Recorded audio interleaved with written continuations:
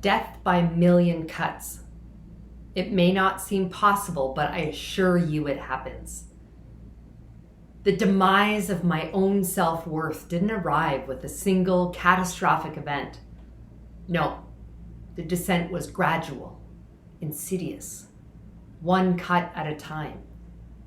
I was born to a drug-addicted teenage mother with a host of issues and mental health challenges. Her demons manifested as abuse. On the good days, the cuts were superficial, but usually those cuts ran deep. A push down the stairs, a cigarette in my eye. Yes, a cigarette in my eye. I wore an eye patch for months as it healed, and I bear that scar today as my eyelid often droops when tired. I absorbed those cruel messages and the abusive actions. I believed I deserved the insults and the hurt. Cut after cut. Come and get her before I kill her. Those were the last words I heard my mother say while I remained in her care. Come and get her before I kill her. With those words, I thought she could no longer torment me, but no. Instead, I carried her narrative with me and I continued to torment myself. For years, I stood in the shadow of my own self-doubt, my worthlessness. I waited to see who else might walk away from me. So I learned to compensate, and I did that by performing.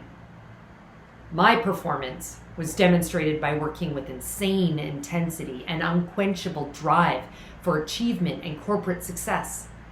I pushed myself to create wealth and status, backfilling my life with all the things I didn't have as a child and distancing myself from the roots from which I came. When my adoptive working class mother said to me and trying to encourage me, "Tori, you need to do better than us," what I heard through the filter of my own self-doubt was the advice to push even harder to prove my value in this world. Oh, and I also filled the void of self-love with toxic relationships. I believed my self-worth was dependent on external affirmation. That is no way to live. But here I am now, thriving, and I've learned a lot about healing. First, it's never linear. You triage some wounds and new ones appear. You think your demons have been silenced and they show up again unexpectedly, replaying their old narratives.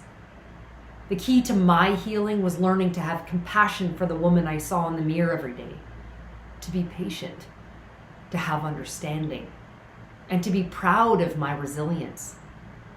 I also learned that my beliefs about myself were not truth. I understand the trajectory of my healing, now several decades old, has me closer to self-actualization, a love for self that is fueled by the kind, affirming, gritty, beautiful voice inside and not the naysayers out there. I have succeeded. I'm a seasoned corporate executive. People turn to me for advice on leadership, personal brand, networking, and connection. I have raised my children to be good humans. My family is amazing, and I am loved. I know my value. Because I command my own destiny, I control my own narrative, and that need to perform to impress others, it's no longer as important. I've learned to set boundaries. Oh, yet I plan on conquering more of the world before I slow down. Death by a million cuts? Yes, it happens. Just no longer to me. Self-worth is within each of us. It's a decision and a knowing. I am a fighter. I am unstoppable. And I am worthy.